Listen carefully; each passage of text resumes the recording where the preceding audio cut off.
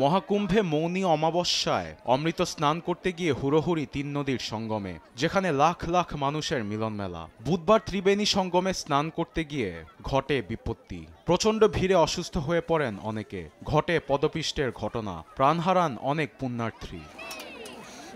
ভারতের উত্তরপ্রদেশে মহাকুম্ভ মেলার সবচেয়ে শুভ দিন।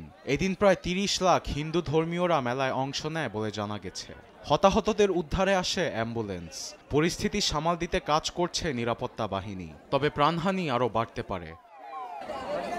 প্রতি বছর এই ধর্মীয় অনুষ্ঠান ঘিরে প্রাণহানি ঘটে। মহাকুম্ভে বিশৃঙ্খলা ও অব্যবস্থাপনায় মোদী প্রশাসনকে দুষছে বিরোধী দল। কংগ্রেস নেতৃত্বাধীন ভারতের প্রধান বিরোধী দলীয় নেতা রাহুল গান্ধী এ ঘটনাকে দুঃখজনক আখ্যা দিয়ে বলেন, সাধারণ ভক্তদের রেখে ভিআইপিদের বিশেষ নজর দেয়া মহাকুম্ভের মর্মান্তিক পদপিষ্টের প্রাণহানি ঘটে।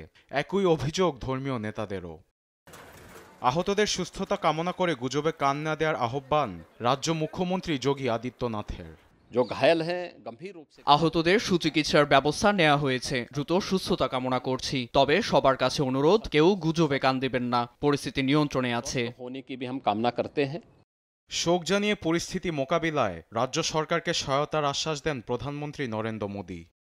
এমন ঘটনায় 40 কোটি পুণ্যার্থীর নিরাপত্তা নিয়ে প্রশ্ন তুলছে নানা মহল। 13 জানুয়ারি থেকে শুরু হওয়া এবারের মহাকুম্ভ মেলা চলবে 26 ফেব্রুয়ারি পর্যন্ত।